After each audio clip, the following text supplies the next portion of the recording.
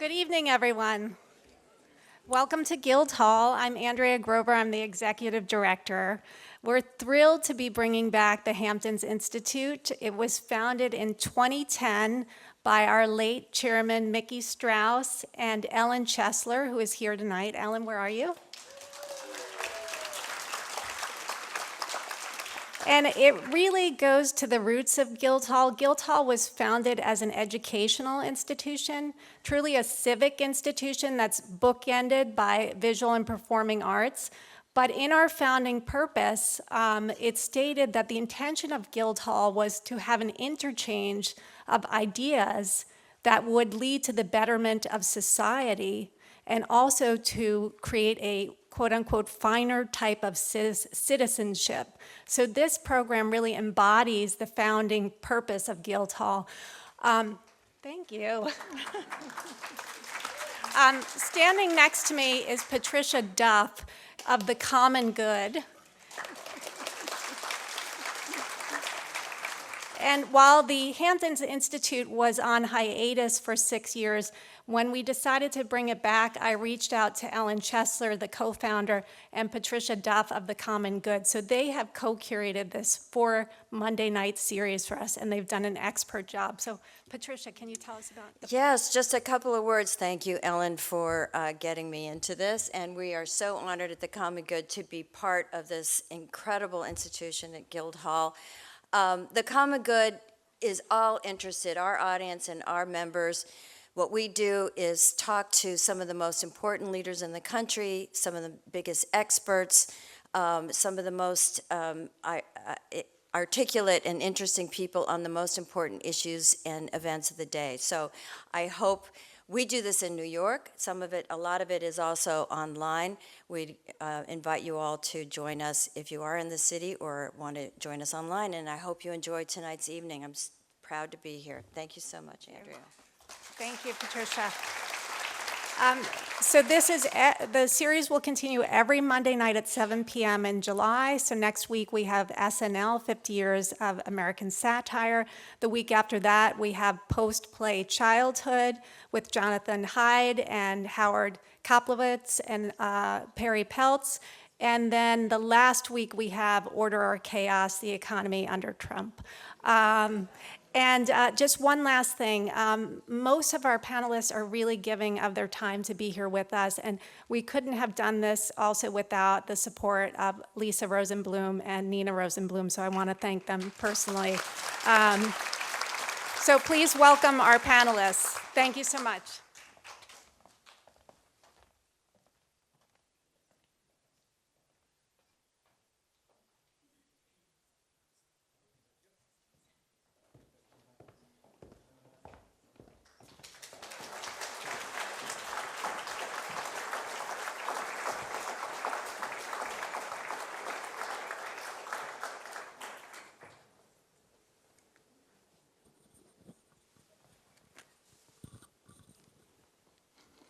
Well, good evening, East Hampton. We're delighted to see you here. I'm Jim Zirin. Our program is called Guardrails on Democracy. The subject is really about something people are very disturbed about, which is the apparent decline in our civil liberties and the unusual and extraordinary accretion of executive power that we've seen since Donald Trump was inaugurated. It is something unprecedented in American history. Much of what he has done with his 143 executive orders is comically illegal. A lot of what he's done is just bad policy and violates presidential norms. So we have a terrific panel to help you unpack this issue, to understand it. And it's important that you are here so that you might understand it with us. So to introduce our panel, we have on my left, Norm Eisen.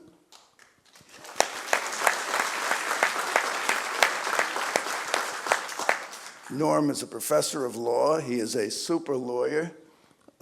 You see him often on CNN discussing legal issues of the day, and he is someone uniquely qualified to talk about some of the recent legal issues involved in the subject matter. Then we have Susan Corke, who is the Executive Director of Democracy Defender Action, a think tank in Washington, D.C.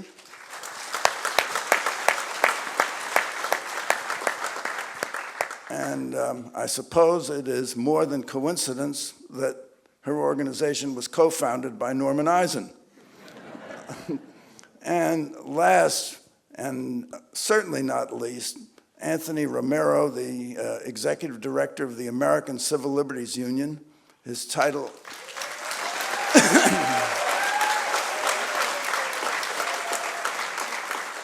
his title speaks for itself, and he will tell you about some of the cases that the ACLU has brought. There are about over 300 cases that have been filed. Most of them are active. All of them challenge the executive orders issued by Trump. It is interesting to note, almost as a footnote, that Trump's 143 executive orders top the 28 that he signed in the first 100 days of his first administration, 23 that Biden signed in the first 100 days of his, the 8 that Obama signed, and the 11 that George W. Bush signed. So this is really a banner year since January 20th. So we'll get on with the program, I guess, with a question. And my question is, for Norm, to kick things off, have you and have we really seen a decline in civil liberties in the United States since January 20th? And how would you plan to fight back?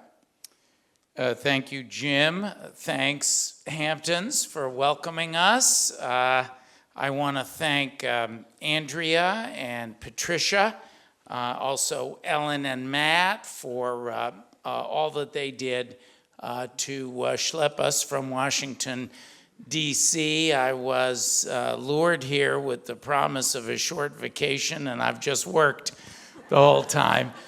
I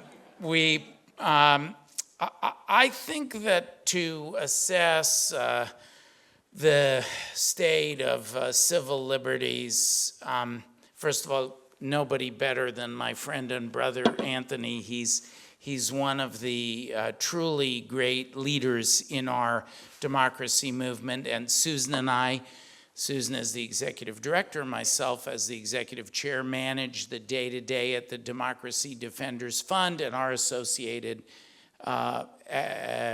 entities, Jim.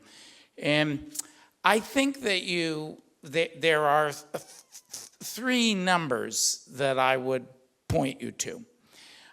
There's that 140-some Trump executive orders. And they represent an authoritarian attack on democracy of a kind I won't say that we've never seen in this country, because this is a country, after all, where slavery was legal, was in the Constitution, where we fought a war over that.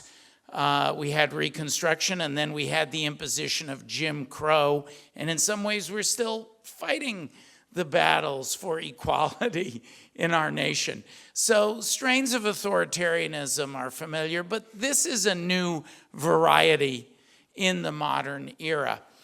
But to really, and those 100-plus Trump orders really are, many of them are a connect the dots of an authoritarian nightmare that bears more resemblance to the worst tragedies of the 20th century than it does to the American idea. But there's another number that's very important, and that is the number of 194, I think is the current New York Times count. 194 times that those illegal and unconstitutional and autocratic and wrong, bad, evil actions have been stopped by the federal courts. You know, Anthony and I are working on birthright citizenship together, Democracy Defenders and the ACLU. And we had the Supreme Court ruled, well, you can't get a nationwide injunction, but you can do class actions. We had our class action on file in 2 hours. So the story of the litigants and the courts are the other part of the story of where civil liberties are at in the United States today. And then the third number, we're a relatively new organization, Democracy Defenders Fund. We have a C4 action. We were founded on January 7th, 2021, after I finished fighting the battles that culminated, legal battles culminated in January 6th, because I believed, unfortunately, that authoritarianism was not going to vanish on the American scene. And between the civil, the criminal, the regulatory, the tax, the whistleblowers, the employment cases, we have over 100 legal matters in our little org just in the past 6 months. So I think that those numbers tell a tale of assault on civil liberties, but also of powerful pushback. And we'll talk tonight, it's not just litigation, it's all of the dimensions. And we'll talk about that tonight. I think which will win is up to all of you and everybody else out there across the country, just like this beautiful audience here tonight. Or is it up to the supermajority on the Supreme Court, which modified the nationwide injunction when it was a question of birthright citizenship, but sat back idly during the Biden administration when it was a question of mephisterone, and they refused to, they certainly didn't disturb the nationwide injunction, even though they might have done it then. They might have done it under Obama. They didn't do it then.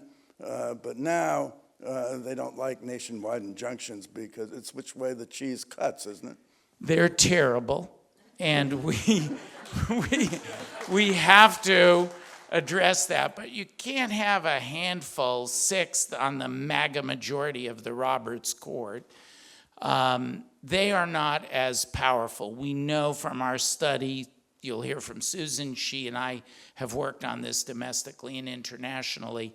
If the American people are determined to hang on to their democracy, the Supreme Court, the Roberts MAGA majority, will not be able to stop them. And we'll talk about, I've used my words for the first question, but we'll talk about the ways that I'm optimistic that the American people and the American idea are bigger than these partisans, these six partisans. Well, I feel like Diogenes who went out with a lantern and found an optimist. Susan, tell us something about the work that you do. You're a non-lawyer, so you can explain it to people that are benefited by not having had a legal education. Yes, well, I feel like I play a lawyer on TV, but yeah, we call our kind of theory of change with the organization the court of law and the court of public opinion. And Norm and I have spent a lot of time both internationally and domestically. And when Trump came into power, we knew what we were facing, that we were facing the onset of authoritarianism. And while defending the rule of law is the critical first pillar, and authoritarians know that, which is why they immediately, he, with his shock and awe campaign, tried to overwhelm the system. We fought back. We were the first ones to launch the first lawsuit. But ultimately, the courts alone cannot save us. So the court of public opinion is also incredibly important, and that is the other side of the equation for us. Norm and I together wrote the Democracy Playbook. It's been through a number of editions, but we did that by studying what has worked in other countries where democracy is eroding. The first half of my career, I spent it in places like Russia, Ukraine, Belarus, Turkey, Poland, and Hungary. And the authoritarian playbook is very similar in each of those places. So in launching this new organization, we realized that there was a gap in the ecosystem in America because we hadn't faced this kind of authoritarian challenge in our history, really. And so we knew we had to be ready to file lawsuits. We spent all of last year planning, putting together networks of lawyers, building up the capacity of our organization, being ready to go with the threats that we knew were coming from Project 2025. But the other pillars that we also are fiercely defending are protecting elections. We are protecting media and civil society. We are countering corruption. And we are also needing to build back a path to show that democracy works and really fighting in the court of public opinion. Another thing we did at the beginning of the year is we launched the Contrarian. As we saw mainstream media bending the knee to the Trump administration, Jennifer Rubin and Norm called me over the holiday break over Christmas and New Year's and Jen said, I can't stay here. I've got to resign. What can we do? And we kind of rapidly, conspired and came up with the idea of launching the Contrarian, because we know another pillar that authoritarians go after, they know the power of public opinion. They know the power that information can have. And so we knew that we were going to need to create a channel for dissent, to be able to have critical voices out there that were challenging and holding the government to account and getting new voices into the conversation. So creating this court of public opinion, having our own channel was very important to us.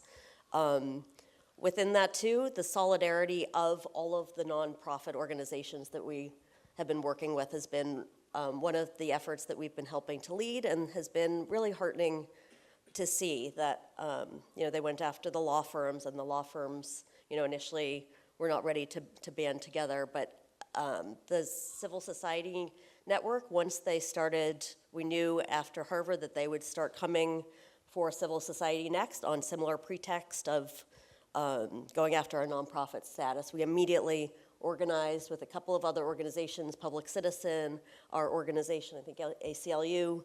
The next day we had a call. We thought we'd get a couple dozen, couple hundred NGOs joining on to find out how we could band together in solidarity.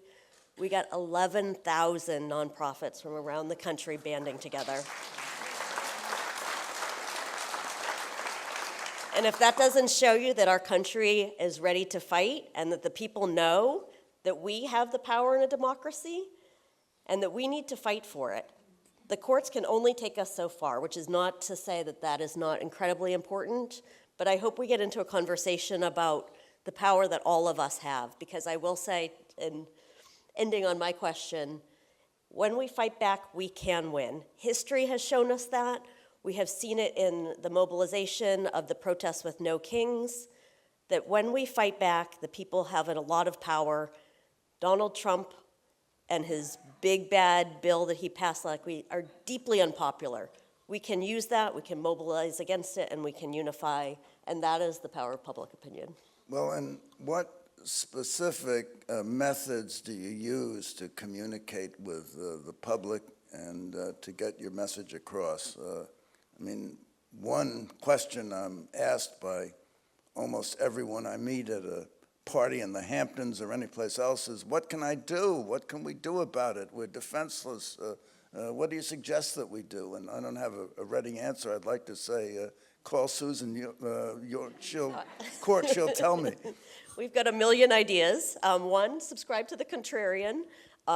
We get a lot of voices coming in from there. But I'd say everybody within their communities, get involved in your local indivisible chapter. Get involved in the protests. Another trend that's been heartening to me, just this year we've started to get thousands and thousands of people giving $10, $15, $20, signing up, asking what they can do. So the more that we're pushing out for space and seeking to build a bigger tent, it's not partisan anymore. It's not Republican versus Democrat. It's right versus wrong. It's humane versus cruelty. And us coming together under a unified big tent, showing up for the protests. Do you work with immigrant defense organizations? We do work with a fair number of them, and I'll let Norm talk a little bit more about that. But We work with the #1 immigrant protection entity in the United States, the ACLU. The first call when we were getting ready was to Anthony, what can we litigate together? Because you're very fortunate, truly, as a movement, but all of us here tonight, to have him representing the ACLU. Nobody finer to fight side by side with. Well, side by side, Anthony. I don't need to say much. Norm is covering it perfectly. Well, but litigation, that's you're in the litigation business, and Yeah. The end of the line for you is that 6-person supermajority on the United States Supreme Court, which appears to me to look like 6 North Korean generals telling Kim Jong-un, you're a winner. How do you cope with that? I'm going to make an optimist out of you yet. That is my goal tonight, Jim. But yes, the Supreme Court is a challenge. But let me back up for a second. Let me set the stage a bit differently and then get to your Supreme Court question. First off, I am just thrilled to be here tonight. It is just wondrous to be at Guildhall. I live not far from here. I walk by Guildhall on my walks, so I'm a hometown boy. I'm delighted to be here because of Ellen Chesler, who I cannot say no to, so I keep saying yes. And I'm heartened because look at this room. I mean, Jim, this will make you an optimist. It is Monday night in the Hamptons. The weather's perfect. There's lots to do. And this room is absolutely filled like the film festival. And that's because people really are engaged, concerned, thirsty for a sense of community, a sense of meaning, a sense of engagement. And I think it's a reflection of how bad it is. So I'm going to get to the bad, and I'll come back to the Supreme Court. I think it's because we have a big, beautiful panel. I think we have a great moderator who's going to make sure you keep us honest. I want to be clear. I mean, even though I'm optimistic, and I'm a born optimist, I wake up optimistic, I also know that I'm a clear-eyed pragmatist. And what we're looking at is really something we have not seen in this shape or form for decades, at least. And it's often hard. People say, what's going on in this country, and how can you help us understand it? I have 3 buckets. And most of what I care about with the Trump administration, I can throw into one of those 3 buckets. Bucket number 1 is the targeting of institutions and individuals as if they were the enemies, the nemesis of the Trump ideology. So you throw in that bucket Columbia, Harvard, right? You throw in the law firms. You throw in the student activists who are being deported or endeavored to be deported. All his efforts to kind of make enemies of individuals who do not agree with this government. A modern-day McCarthy, right? Bucket number 1.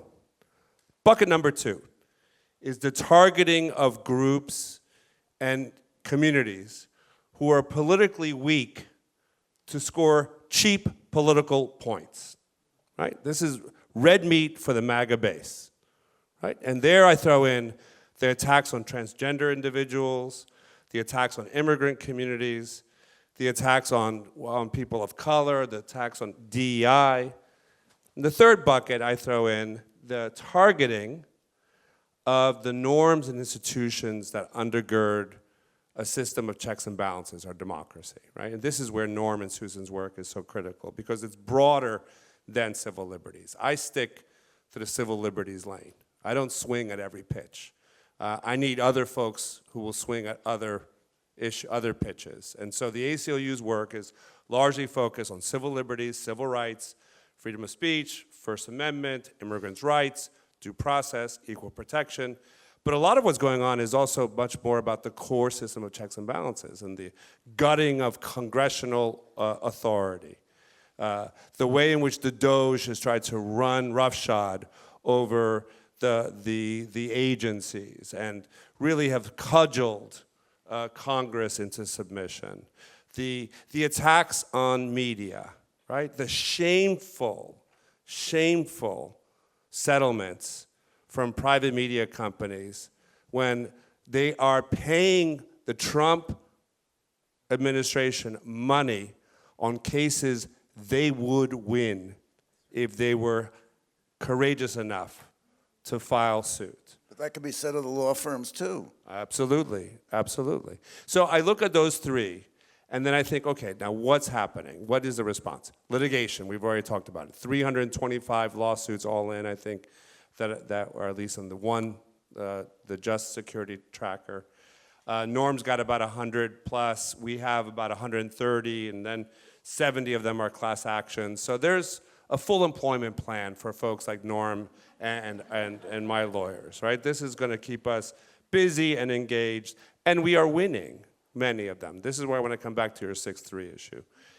And yet the litigation's not going to save us there, right? It's not going to take us there. Lawyers are not going to save us. It's going to be the public response that is increasingly growing in this moment. I think the other part I will say is that what is incredibly heartening is the fact that this is becoming an issue where ordinary people are engaging. These town halls that people are turning up to at their local elected officials, the kind of advocacy that's being done in local communities, the Know Your Rights trainings. You know, the ACLU, we did a Know Your Rights training, and we put it on our website. It's all in Spanish. It is the 4th most visited page of our website, right? A Spanish language Know Your Rights page where people are just downloading and sharing that information so that people know what to do if the police or the ICE turn up. And I think that is a signal that people are not just going to take this all lying down, but in fact they're willing to engage.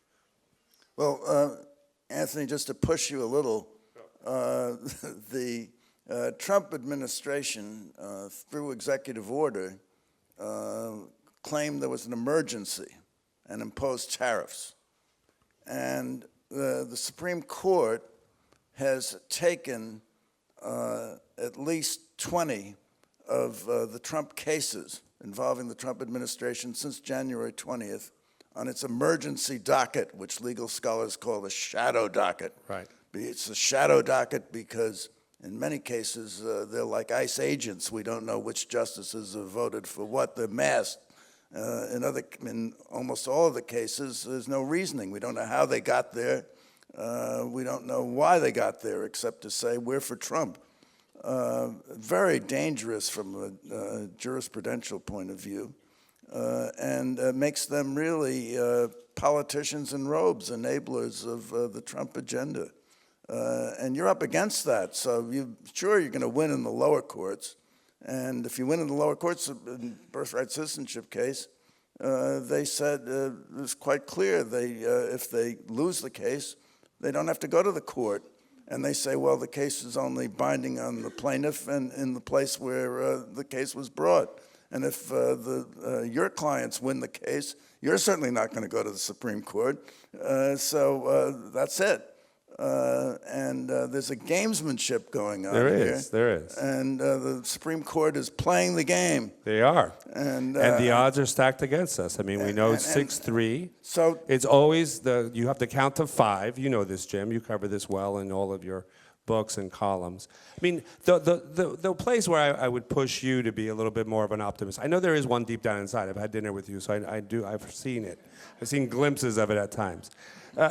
Of the two that the Trump administration lost, one of them was ours, was the Alien Enemies Act case, which is very telling, very important. This is a 1798 law that the Trump administration has invoked, saying that we have an invasion, and therefore we can summarily deport people.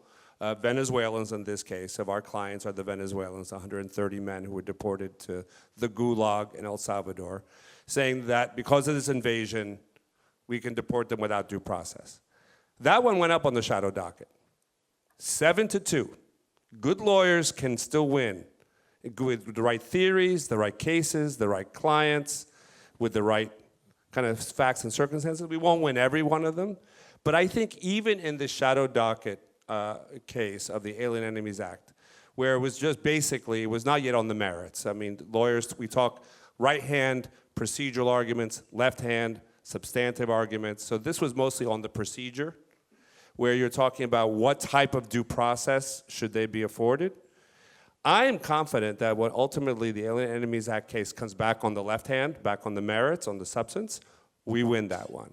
And the way that the justices were asking questions, I mean, it clearly, the last time we used the Alien Enemies Act case was World War II, right? Where we used that law to summarily remove Germans who were on our shore during that war.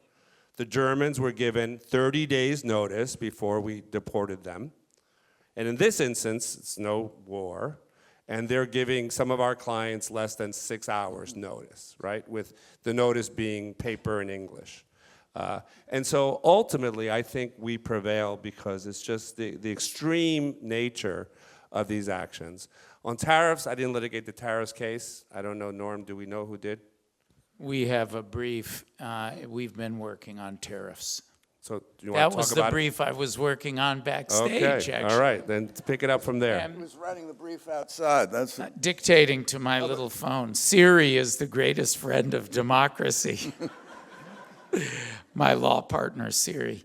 Do you want to take a swing, Norm, at the three branches of government and the checks and balances? I will. I'll expand a little bit on Susan and Anthony. I'll try to be succinct for the first time in my life. When you look at that record, I think it's more complicated than 18.2. We've had a number of cases that have gone up. We got a big injunction in California freezing the firing of tens of thousands of federal employees. And it ultimately went up to the Supreme Court after weeks in which folks were restored to their jobs. There were some parts of the relief that weren't touched by the court. And the court ultimately said, well, I don't think you have standing. I don't think the plaintiffs teed this relief up quite the right way. But they gave some suggestions, in their opinion, on how we should do it. Well, guess where we were the next morning? We were back in court following that opinion, back in federal court in San Francisco. By 5 o'clock, we had a new injunction, hasn't been touched. So the record, even if you look at that full Supreme Court docket, the shadow docket where they've considered about 20 cases, there's been another... 18 wins for Trump, 2 wins for Norm Eisen. But there's been another, let's see, that's 20, 194. There's been another 174 cases that Anthony and we and our coalition have won that aren't touched. And you have a federal judiciary. Look at our case, Birthright.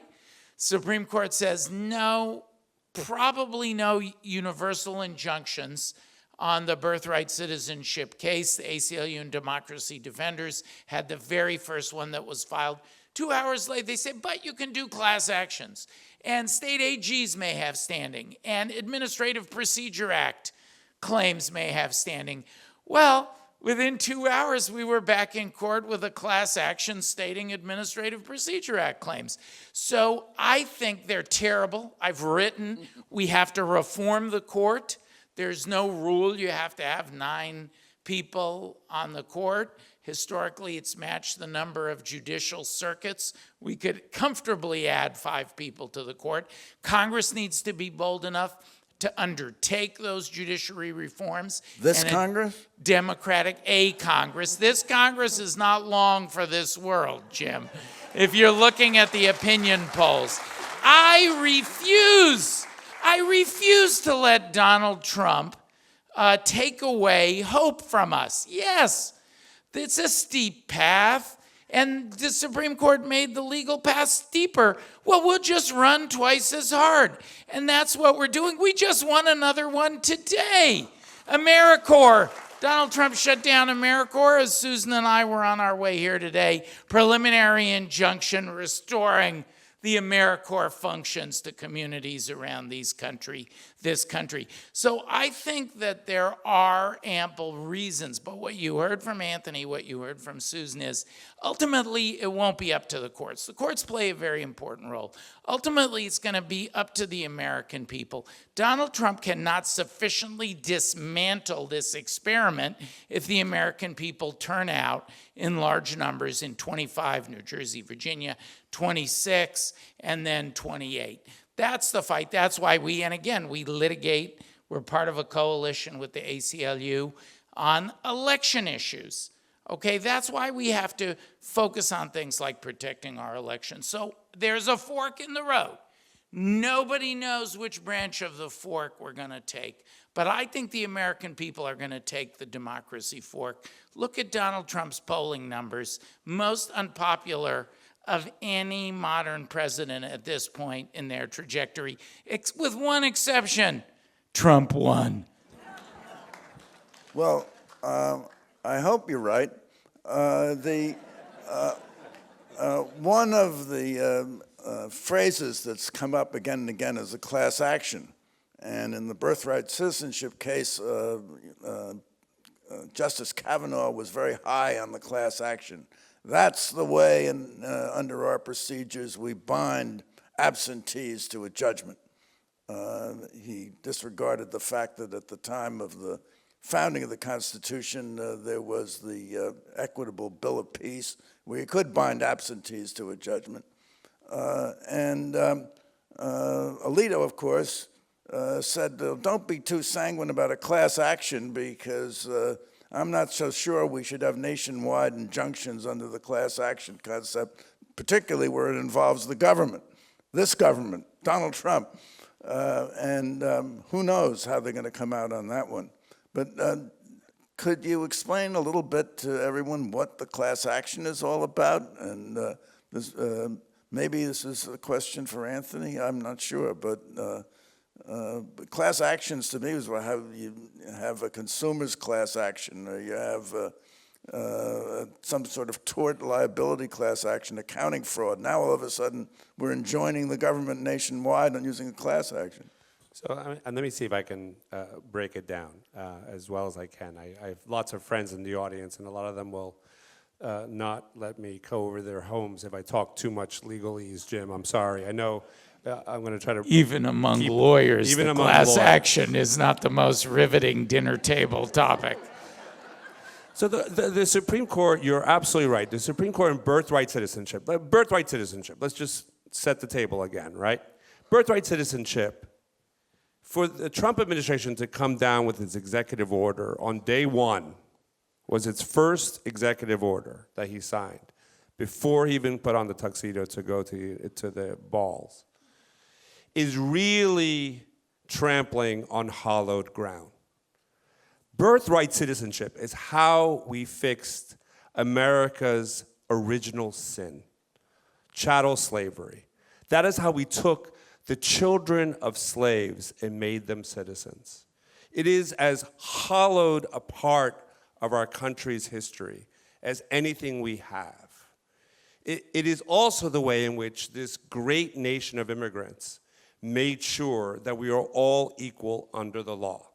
If you're born here, you're one of us, period.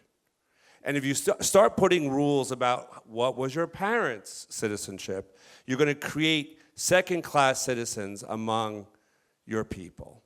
It will be another way of intergenerational stigma and discrimination being promulgated into the generations. That's why it was so significant for us. That's why we worked months before the inauguration to have that lawsuit ready. We filed it literally on Inauguration Day. Norm in his case, us in our case. Now, the Supreme Court decided, okay, we're not going to allow universal injunctions, right? It's too much legalese, right? They're basically saying one judge shouldn't be able to decide the outcome of all these policies all across the country.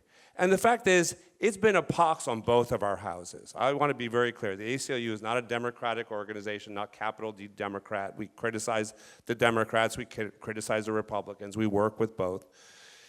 The idea that you could file one lawsuit in Texas with Judge Kaczmarek and hold Planned Parenthood by the tail, right, was wrong, right? We've all seen this. I know, Annette, you've seen this. And we've all been very concerned about one judge having too much power in any one courtroom. And so this was a problem. Now, they should not have fixed it in this particular case. I was at the Supreme Court. I watched the argument. The New Jersey Attorney General did a brilliant job. He's basically saying, look, my people from New Jersey, they go out of state, the kid is born early in a state that doesn't recognize citizenship. My residents, I have an interest in making sure that my resident citizenships are recognized, right? So if that New Jersey couple's kid is born in Georgia, the New Jersey governor has an interest in it. That would have been a perfect case to say, yes, a universal injunction should have worked here. The court went out of its way to kind of say, we're going to strike it down. Maybe we'll give them a nationwide relief. Well, now they're litigating it again.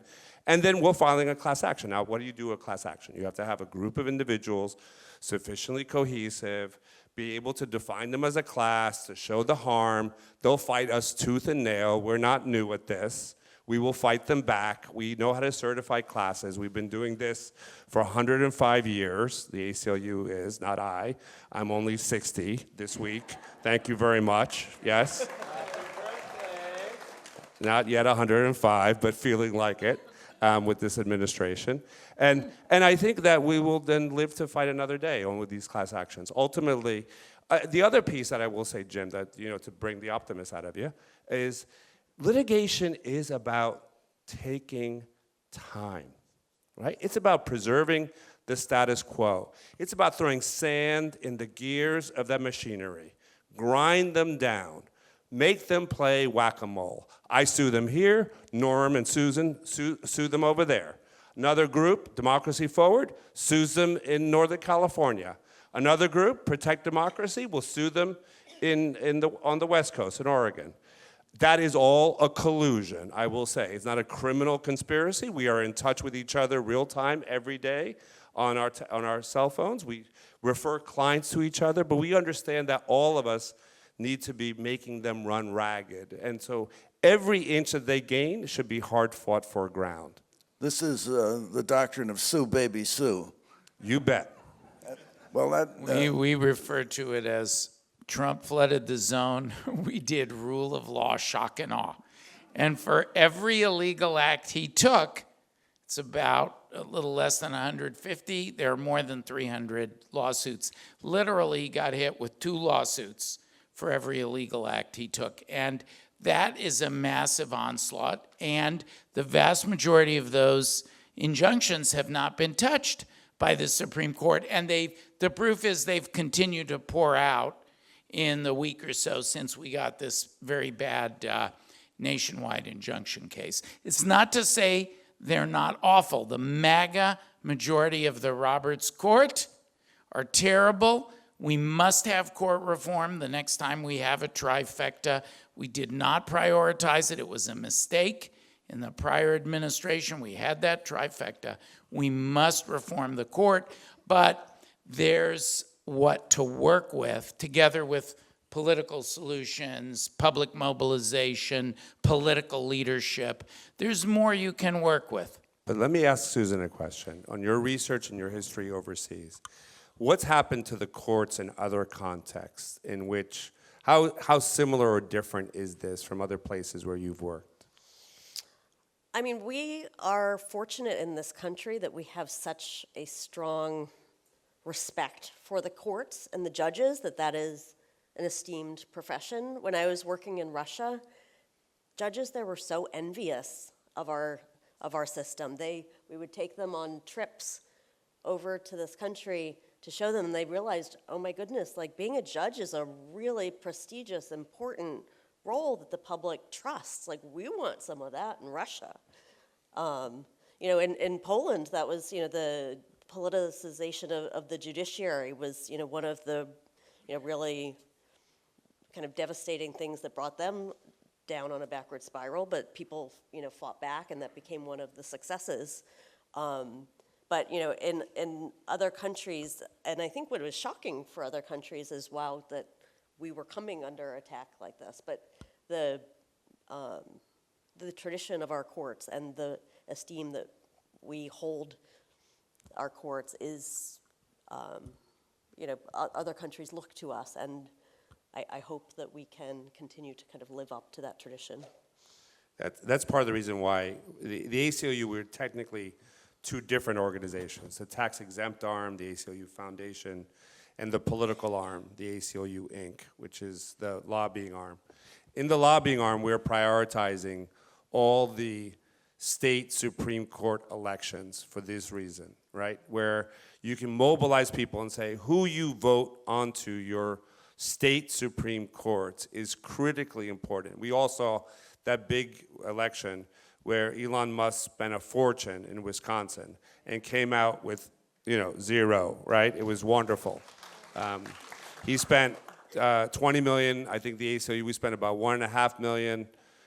And ultimately, I think when you show people why their local elected officials matter, especially local Supreme Court judges, almost half of the states, more than half of the states elect their state Supreme Court judges. Most people don't have the record of their state Supreme Court judges. In many of these states, they're not even identified by party. So they don't even know what their record is or what they're voting for or who the individuals are. So to provide people with real-time information and say, look, who you vote on these local courts really matters. And that's another way that we're also girding ourselves against the Supreme Court. I mean, unless you bring a federal claim under the Constitution, you have to be in federal court. A lot of state constitutions are really ripe terrain for civil liberties and civil rights cases, where if you don't raise a federal claim, you don't end up in federal court. The highest court on a state claim is the state Supreme Court.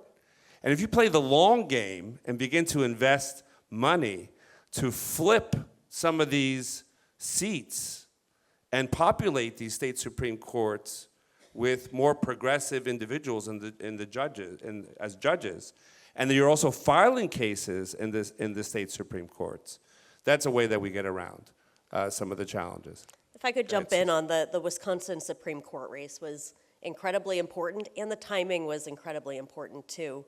After the election, I think there was a lot of malaise. People were not sure what to do, but the Supreme Court race with the majority of the Supreme Court in Wisconsin on the line in such a critical state. Elon Musk and Trump saw how important that race was. Musk was funneling $25 million into the race through dark money vehicles. I think a real test of our model too, we saw that this was a real opportunity for mobilization, that we needed a win. So we worked closely with folks on the ground. We did a lot of research figuring out, okay, here is where Musk is kind of breaking the law here. We filed ethics complaints. We then got the Court of Public Opinion going, talking about this at the national level, having people understand this is a billionaire who is trying to buy this court away from the people of Wisconsin, and the people of Wisconsin do not want that. We worked with kind of trusted local voices and voters on the ground, and the people rose up and they said, you're right, we don't want a billionaire to buy our Supreme Court. This is our race. Get out of here, Musk. So that was kind of an important victory that I felt the momentum started to shift after that. And we sued him. We sued him, and we're still litigating against him. No more Musk lotteries. We're trying to put a stop to him with God, I don't want to meet Norm in a dark alley. or a well-lit alley. If you're a friend, it's really great. Now, Susan, just to get back for a moment to the foreign piece, because, of course, we got our law from England. The birthright citizenship case was heavily loaded with references to English law and the law of equity, which I think they misapplied. But I've spoken to English judges, including justices of the Supreme Court of the United Kingdom, and they are just appalled by the politicization of our Supreme Court. And they've met the justices of our Supreme Court and talked with them. They told me that they're appalled by the Dobbs case, a political answer to a legal question. The pretense that our Supreme Court is a disinterested, impartial tribunal that free of politics, that decides cases on the basis of law and precedent, I mean, is just a canard. It's not true. And we have to face that fact, and that's why I find it quite appealing that we need court reform, term limits, which can be done within the Constitution, and there has to be, I don't know whether we can reinstate the filibuster for the appointment of justices of the Supreme Court. It was the Democrats who repealed it, and these three justices came in under Trump 1. But clearly, something has to be done so that we get reasonable decisions out of the court. Not on the shadow docket, but well-reasoned decisions where they present their reasons, their opinions, and where we know who authored them, and we can see the dissenting arguments, and we can know who voted for what.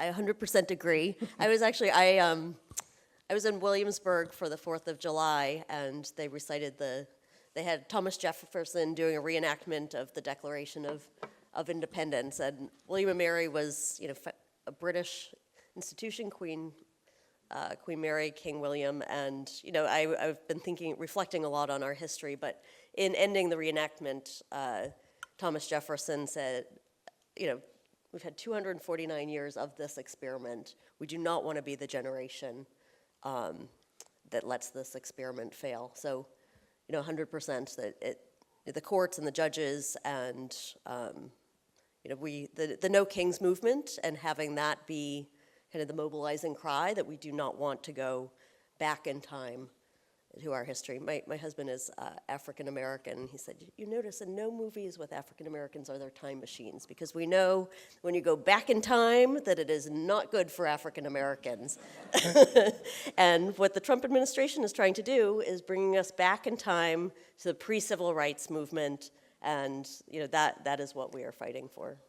I think it's, you mentioned the 14th Amendment and its origins and children of slaves, and it is absolutely appalling that the Solicitor General of the United States repeated a MAGA mantra in his Supreme Court argument that the 14th Amendment was only intended to apply to the children of slaves, despite the precedents and every time the issue has been presented. And there's just no basis for that, and it's wrong and it's contrary to conservative interpretation of the Constitution. It's contrary to the text of the Constitution, and it's contrary to reliance on decided cases. Yeah, no, I was there at the argument. Obviously, you were listening as well. And what's clear, though, is yes, I was not very surprised coming out of this Solicitor General, those arguments. He also dodged a number of whether or not he would commit to upholding the law of the Court of Appeals. In general, yes, he said, in general.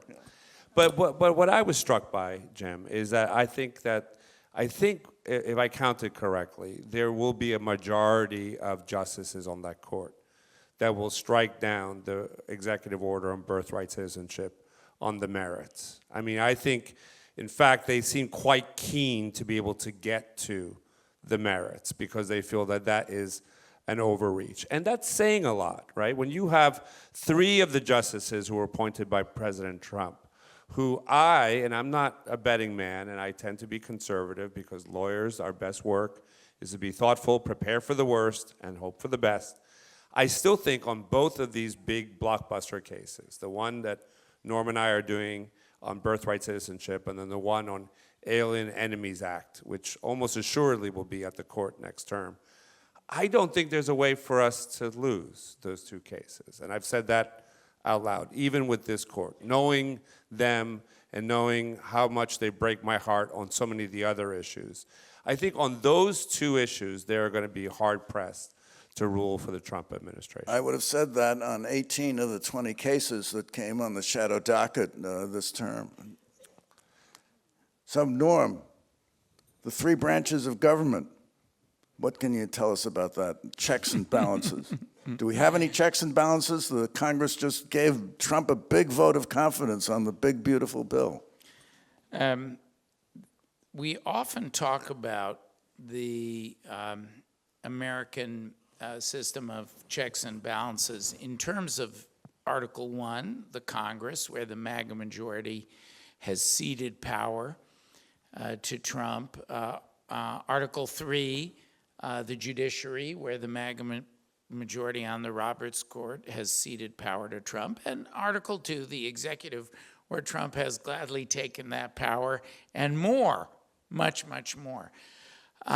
But there's really a fourth element of American checks and balances that has been very much in play and that I think we are going to see operating as a brake until the American people start coming to the rescue, as they already did in that Wisconsin race. Susan and I, of course, when we talk about Wisconsin, we do that in our C4 capacity. Like Anthony, we have our C3. Some of the work we do in our C4 capacity, including all of our Wisconsin work, some of our election protection work. We do some C3, some C4. That fourth element, you could almost refer to them as a fourth branch, are the states. And what you've seen here in these cases have been an almost uninterrupted winning streak by states who are litigating, and in particular, state attorneys general. We sometimes represent the states and other government actors in litigation, and the states have a nearly uninterrupted winning streak. Sometimes we operate in parallel. In the big AmeriCorps case we won today, there's a separate state case, each of us seeking complementary relief to cover as many AmeriCorps programs as possible in the country. And I think when you look at that big map, when you look at the ultimate guardrail, we're talking about guardrails of democracy, you've heard it again and again, the ultimate guardrail, all of you, the American people, you'll be going to your court, the court of public opinion, polls, the only polls that ultimately matter, the election polls, to express a preference. We've seen a series of disproportionate choices that are being made that complement that state work in election cases. And in a sense, that's the ultimate check and balance. Susan and I know from our international work, far more entrenched autocratic regimes than the 6-month-old Trump administration have been peacefully and lawfully evicted by voters expressing their will. I was just looking at a poll today. We've talked a lot about immigration. I was looking, and you could almost think of the voters as the fifth branch in this, the ultimate check and balance to your question, Jim. I was looking at a poll today where Donald Trump has gone underwater. More people disagree than agree with his immigration policies because the overreach has been so grotesque. The litigation that Anthony has done, we are in some of these cases as well. It's the ultimate civil liberty. Anthony and the ACLU are really the leaders. But the litigation that has been done has helped illustrate that for the public, win or lose. So when I look at the big picture, nobody can guarantee which fork in the road we'll take. But there are plenty of reasons. Ultimately, over 300 million of them, the American people, they don't want, every indication is, they don't want what Trump is selling. And that, together with that fourth branch, the states, and with newly empowered minorities, what a difference 6 months make from how the minority in the House and the Senate were fighting back on January 20th to this pushback on the big, ugly bill. They did everything in their power. It was superb. So when I look at all of those elements, there is reason to be optimistic. Now we just have to keep putting that litigation sand in the gears, keep doing our thing, and hope that the American people, our ultimate guardrail, come through for us. So on that triumph of optimism, we will open the meeting to questions. The audience may ask questions. There are microphones available so that everyone can hear. Please make your questions brief. Please make them questions. We'll know they're questions from the rising inflection in your voice. And our panelists, who are really good at answering questions, as you've seen, will do their very best to address what your concerns are. Is this microphone on? It's on, all right. I wish I was an optimist. I'm not. I'm not a pessimist either. I'm a realist. I wish the courts had their own military, but they don't. I'm here for one reason, and that is I've been a supporter of the ACLU all my life, except for a brief interlude in the early and mid-1980s. But I am also now a full-time supporter, okay, and every month, absolutely. My question is this, and I hope this is short enough. I'm trying to do it that way. I maintain that the current lack of transparency, a lot of the issues we're facing right now, began when Barbara Bernstein, former executive director of the Nassau chapter of the ACLU, refused to pursue a stymied FOIA request, Freedom of Information Act request, back in 1984. After a few modest attempts and at getting justice from the Justice Department, getting files released, she didn't think it was worthwhile. She didn't pursue it any longer. Okay. All right? The bottom line is this. Having terminated the investigation, I should have had access to the files, the Justice Department, for the investigation I had asked them to begin 8 years earlier. Okay? Well, Under Reagan, the last thing we heard from him was that the files from the Justice Department were destroyed. The investigative files for the Postal Service investigation were destroyed. Okay. Do you think that let me has thank applied you to for your this today? question, and I You're want thinking to. anyway, it has kicked, it has contributed to what we're facing today. I'm sorry I stepped away from the microphone, but I taught in the Bronx. I thought you might still hear me. No worries. Why don't we continue the conversation separately? I see you right in front. I'm right in front. I'm not going anywhere. I'm half a mile down the road. I look forward would to love to talk to you more about it. I know Barbara Bernstein. I don't know that particular case. There are thousands of them. Sometimes we get it right. Sometimes we miss the ball, but I promise you I would like to talk to you more about it. Thank you I for look your forward to it. support. Thank you. And stick Okay, with us. next question. Thank you very much. Please keep it brief so everyone will have a chance. So the panel should know that many people in this room have been demonstrating.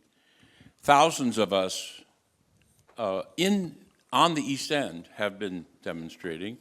And for those of you who don't know, on July 17th, you can go to Port Jefferson, you can go to East Hampton, you can go to Hampton Bays, you can go to Sag Harbor. All you have to do is go online to Indivisible, put in your zip code, and you can join people. Many of them are here right now, have been doing it. That's not a question, that's an announcement. Even though it wasn't a question, I will say that July 17th is our demonstrations in honor of the memory of John Lewis. I was very privileged to call him a friend. I know Anthony knew him well. And we're calling him the Good Trouble mobilization. Peaceful, lawful, vigorous. So those mobilizations have been a very important part of giving hope and of demonstrating the integrity of American democracy. Yes, sir. This is for Norman. I know you are a strong believer that no man is above the law. Or You- woman. You always, yes, man and woman. And you always mention it on TV shows, in your articles. But what happened in Washington? Why do we have people who broke the law, who did everything they can to break it even more, and they are still not being punished? And you know who I'm trying to. I think I can guess who you're Yes, referring thank to. That is one of the oldest questions in human civilization. How do bad people get away again and again? I believe that the answer to the question is in a famous colloquy between Henry Kissinger and Zhou Enlai. And Kissinger said to Zhou, what do you think of the French Revolution? And the Chinese leader responded, I don't know yet, too soon to tell. I still believe that there will be a comeuppance. Many of the people who did wrong, I worked on the disbarments of many of the lawyers from 2020. We just got a disbarment here in New York State of Ken Chesbrough, of one of those lawyers who pled guilty. Civil litigation is still going on against Donald Trump. But if we want to see justice done, we now recognize that we are going to have to collectively start by turning out, supporting organizations like the ACLU, like Democracy Defenders, turning out for the mobilizations, turning out at the polls. If we don't do that, we'll never get an answer to your question. So I remain hopeful, and we do have these interim, these lower down people who have faced justice, including some who've pled guilty or who have lost their bar licenses. Thank you. Well, first of all, I want to thank you, especially Anthony and everybody for giving us hope. We need hope in order to keep going, and I think you know that. And so thank you so much for this. I have a different question. I read in the Times today about Ketanji Jackson and how she's been giving other short pieces in the court, but that isn't really, as they said, that it's not really related, or it's related to the case that's going on, but it's more in a way that regular people might be able to understand what's happening. And I thought if that is really what she's trying to do, it would be amazing, because so many people who don't know very much about the courts, if you can get it in the way that they can understand it, it will help us bring more people in with us. So I just wondered if that was something that you all have seen, or maybe can see, or whatever, what would bring more people in. I mean, I agree with you. I think that is amazing that she's doing that, and I feel fortunate to be flanked by two lawyers who are also some of the best communicators about these issues, because, as Anthony said, some of the legalese, and it's hard for people to access, but for people to understand that, these cases and the, complicated laws that the Trump administration is trying to exploit, what we're really talking about is people's lives. And the Trump administration is trying to disenfranchise the most vulnerable amongst us. And you need lawyers who are able to communicate to people and have them understand what is really at stake. It is not just cases before judges, lawyers arguing it out. What we're talking about is how do we protect the most vulnerable amongst us, and how do we tell those stories? We need to get out of the big abstract conversations about democracy and rule of law and be talking about, what the ACLU and Anthony does is that we are championing people, that everybody born in this country should have the same access. They should have the same rights. My daughter is Irish Catholic, African American, Muslim, and we were going to product of America, and we were going to vote, and she said, Mom, you should go. but Daddy and I should stay home because it is not safe for people with brown skin like Daddy and I to go with you to the courts. The police might hurt us. And it just broke my heart. That's what I'm fighting for, that my daughter should be able to go to good school. She should have the same rights as every other kid. And they're trying to take us back in time where she will not have the same things. And I'm not a lawyer, but I am so fortunate to work with some of the best who I know are fighting for my daughter, for other daughters like her, for ones that don't speak English, who need champions. And that's, if Ketanji Brown-Jackson didn't do that, the other lawyers, that's why rule of law and defending rule of law and our courts and the profession, and that is what the Supreme Court is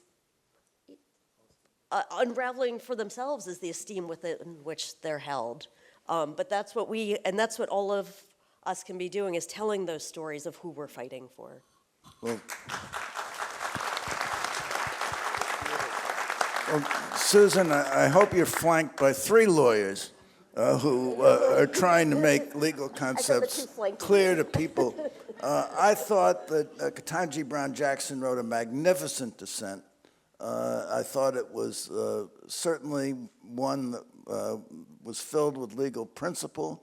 It was one that expressed the emotion of her position, and it was one that could be understood by the vast majority of people if they read it or read of it, because she was really saying we have to make the law, particularly a law this clear as birthright citizenship, work for all people. I thought it was outrageous that Barrett scolded her and denounced her. In her opinion, it was needless, it was gratuitous, and in fact, Barrett's decision, I thought, was full of holes in her analogy to the neighbor who plays, think of Richard and Patricia, who plays loud music late at night. They don't, but they're our next door neighbor. That one neighbor can get an injunction and it benefits everyone on the block. So in the context of birthright citizenship, where the right is so clear, why can't it benefit everyone in the country? That there is absolute commonality of the principle, and it was an outrageous decision. It had, they just bought into this game that was evolved by the Solicitor General of addressing the remedy without addressing the right.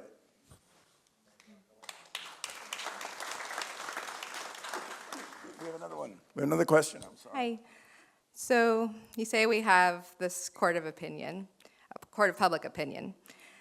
That's made up of people, not robots, not AI, not corporations. And yet we have this case, Citizens United from 2010, which strips so much of the power of the people and empowers corporations to really insidiously take over.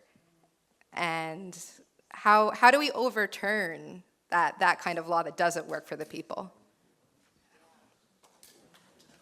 Well, I had the responsibility of going and telling President Obama when argument was, the Supreme Court asked for re-argument in the Citizens United case. I was the one who went into the Oval Office. I said, this is going to be the end of campaign finance regulation. That first hour when we got the re-argument, as part of my White House job, we came very close to getting a fix, a partial fix. There are legislative fixes.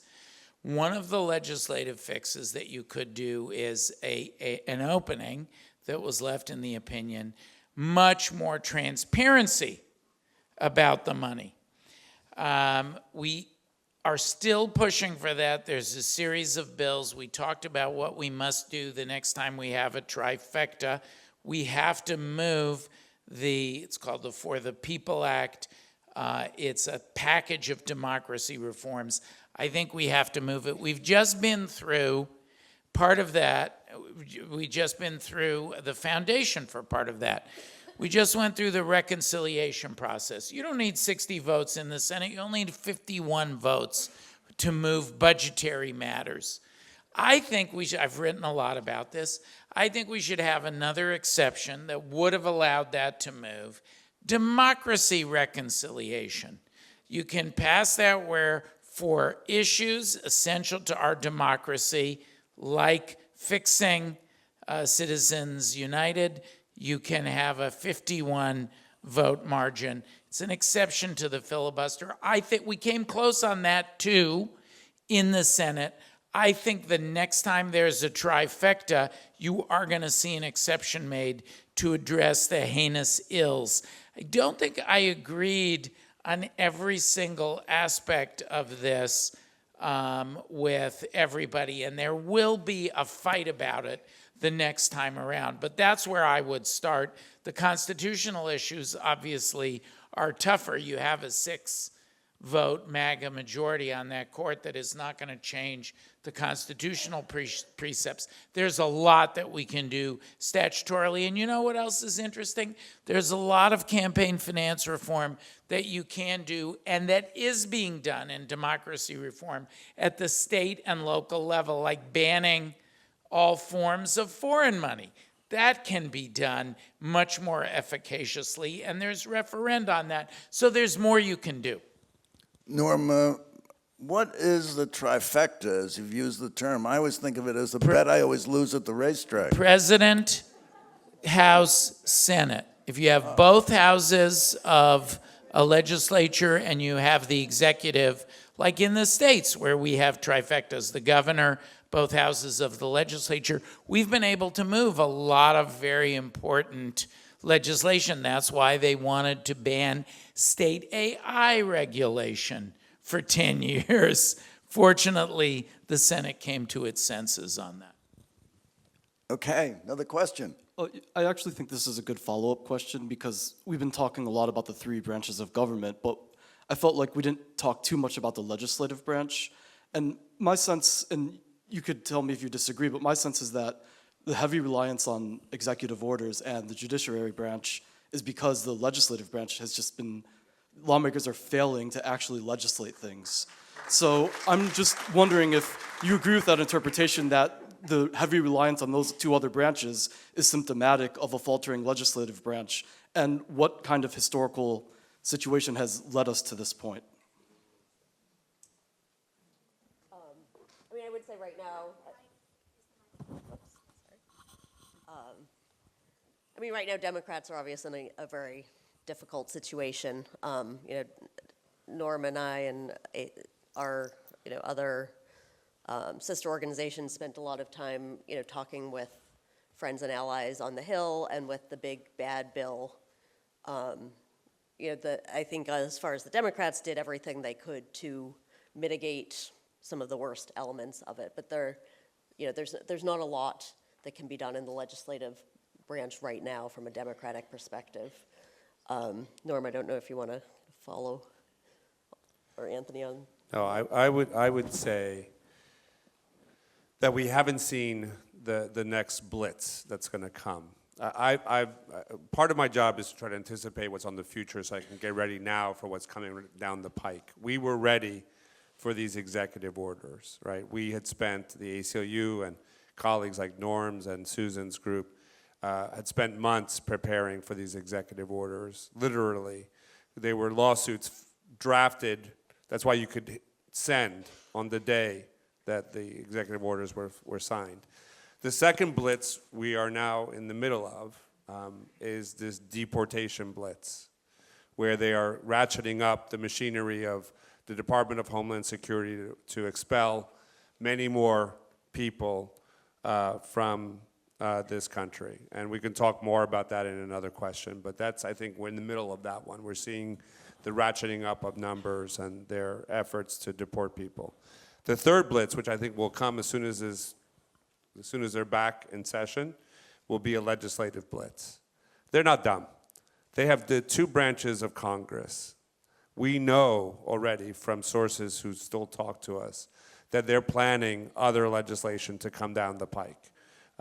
We can anticipate a new bill on immigration, right? They're going to try to reform the nation's immigration laws. Beyond the enforcement and border security efforts, they are working on that bill already. We can anticipate all sorts of bills around voting rights. They are going to try to enact a nationwide requirement that you demonstrate photo ID before you vote. For a lot of us who have driver's licenses in our pockets, we don't think that's very hard. For a lot of folks who live in rural communities, or they're the elderly or younger people, the requirement to demonstrate photo identification is a way to purge certain groups off the polls who vote a certain way, right? It is all about culling the herd of Democratic voters. And so I think we can anticipate laws coming down the pike on photo ID, citizenship requirements. I think there are all sorts of other kind of nefarious laws that they're going to try to codify. A lot of the cases that we've been working on in executive orders, where we're saying that the executive branch doesn't have the authority, that it's overreaching. If they codify it legislatively, we lose a major part of some of our arguments. So I'm very much worried about the legislative blitz. Now, the midterms are just a year and 2 months away, right? So slow it all up, right? Jam it up. Turn up at those site visits, at those district offices. Make sure we jam them up. Sow the seeds of discontent among the Republicans. I don't really talk to a lot of Democrats anymore.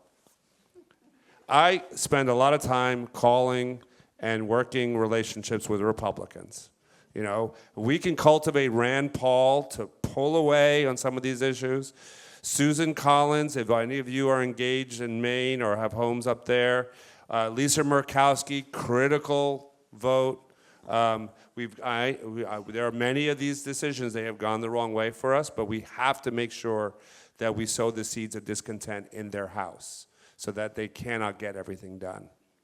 Okay, quickly, we have about 3 minutes to go, so maybe we can take 2 questions at once here and 2 questions at once here. Try to make this quick. I guess as we're talking about all these kind of structural changes, I'm wondering if the system itself just kind of feels inherently flawed, and if you feel like, what does a true democracy look like to you, and do you feel like we've ever had that, or will we?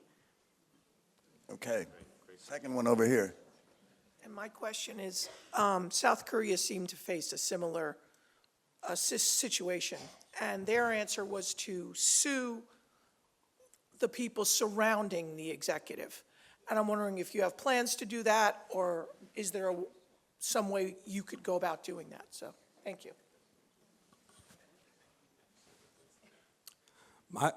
My question is, when we have seen these tech billionaires immediately align themselves under the Trump administration, how can we truly mobilize and inform the population to get to the polls? One other question? Oh, yes, thank you. Yes, I'm the mother of 2 grown kids that I raised out here. And Susan, you moved me about your child. And I have a child who became transgender and had to move not only from Long Island, but from New York to find safety in another state. I have another child who has become a professor at Pratt of film and is devoting herself toward the homeless and she calls them the unhoused. Homeless is not correct anymore. And also those who are in need of food. And she devotes herself and her students every weekend to go out to clothe those who need it, migrants and such, in homeless shelters. What's sad is my child, who is transgender, was just attacked by a homeless person. So here we bring it back around. Having moved from here and not feeling at all welcome, by the way, in his hometown, Amagansett, East Hampton, because he would stick out like a sore thumb. So he can't really come home again, which breaks any mother's heart, I'm sure. And then, Anthony, I was moved by your 3-bucket analogy, and you mentioned transgender in one of them. So I guess this is just not so much a question as a plea to focus somewhat on the situations that I just mentioned, which are quite a few. Thank you for your work, all of you. It's great. Thank you for sharing that.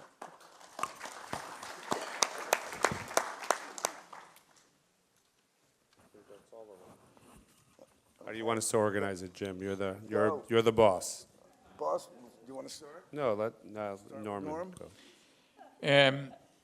Yes, we've never had a true democracy, but we know from, Susan and I know from our work in many countries around the world, that democracy can function better. It's not only, there are other examples, it's not only South Korea, Brazil, they very effectively dealt with a tyrant. As imperfect as our democracy is, I have faith that I wrote this in my column last weekend for the Contrarian, that like a forest fire that burns through, but then there's a new growth, that the reaction to Donald Trump, if we make the right choices, all of us as the American people, that the reaction to Donald Trump, it may be catastrophic, or it may lead to new opportunities for us as a nation, and I'm hoping and praying and working with every ounce of my being for the latter, and to attain that American democracy that we've never yet really achieved. Anyone else want to take a swing? Yeah, I'll jump in, let Anthony go. I think one way I like to think about it is think of democracy as a verb, not a noun, that it is a practice. It is something like meditation. It's something that there's not a perfect end state. It is inherently imperfect, but that's also what makes it beautiful, that we have to participate. You can't just sit back and think, oh, isn't democracy awesome? It requires a lot of people, and it is only when people participate and show up and fight for it that it can be going towards its best self. So we have not ever been a perfect democracy, nor will we probably ever be. We should always be working to improve. The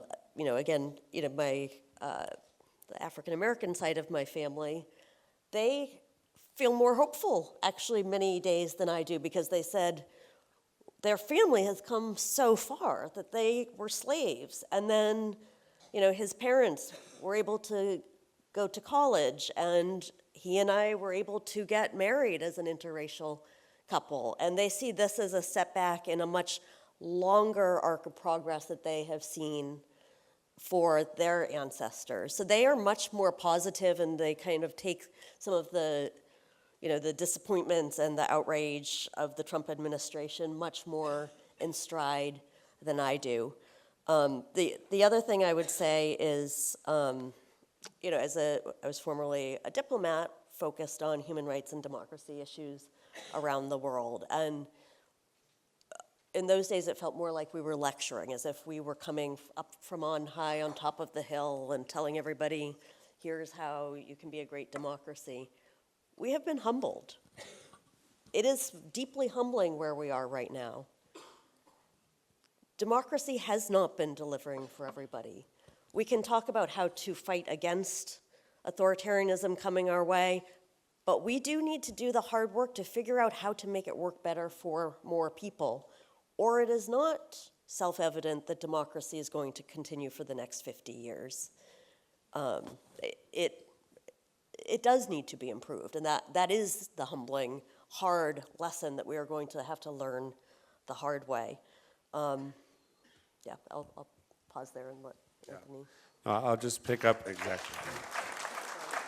I'll pick up where Susan left off. I mean, to the first question about this imperfect union, you have to go back to the original text, right? In order to create a more perfect union, we hold right? It's the act of creating from the imperfect, right? Never was there a perfect moment. That moment is what we are striving for, and we make it perfect by continuing to hold these truths to be self-evident and to make them real. The second point about holding people accountable, I believe in karma. I'm not a Hindu, but if I were, I think it's a very good concept. I think the karma's coming. I watch the Tesla stock drop every day, and I think that's karma. Third question about how we get voters out. I think that happens with a community of people and the relationships, the rapport. We can't just expect people to just on their own turn up and vote. We have to have these hard conversations around dining room tables and grab people. I think the fourth question about her child who's transgender, that's why we fight for transgender rights. It's 1.5 million people. It's the quintessential powerless group in a democracy. The whole role of the Equal Protection Clause is to protect individuals who can't rely upon the political process for protection or power. And that's why you stand up for the little guy, right? Literally. And I think it's a no-brainer from a civil liberties perspective. I decide what I speak, what God I worship, if any God at all, with whom I associate. I decide what gender I identify with. How dare they impose their gender ideology on individuals who have the full autonomy of their own personhood to decide. It's the same issue around abortion. Finally, I close with, people ask, how do you stay hopeful? And I am hopeful, and I guess I stay hopeful because I am busy. Hope is not the precursor to action. That you'll end up just becoming a spectator. Action is the precursor to hope. I promise you, if you get involved in your local community, to the Ladies' Home Improvement Society, to the Soup Kitchen, to any of the groups that are out here, if you just volunteer, in the face of such mendacity, in the face of such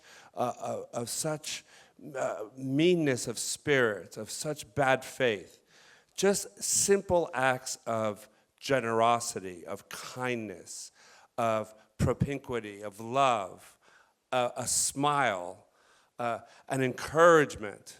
You drive by the Riverhead Supply Store, wave at the guys, right? You know what I'm talking about, who are in front of the train station, the day laborers who run the risk of being picked up by INS because they're out there to help us clean our houses or our yards or do our work. Show that warmth of that human spirit in that face of such meanness, such corruption, such mendacity. Just the human spirit soaring is the greatest response. And that you can do on your own.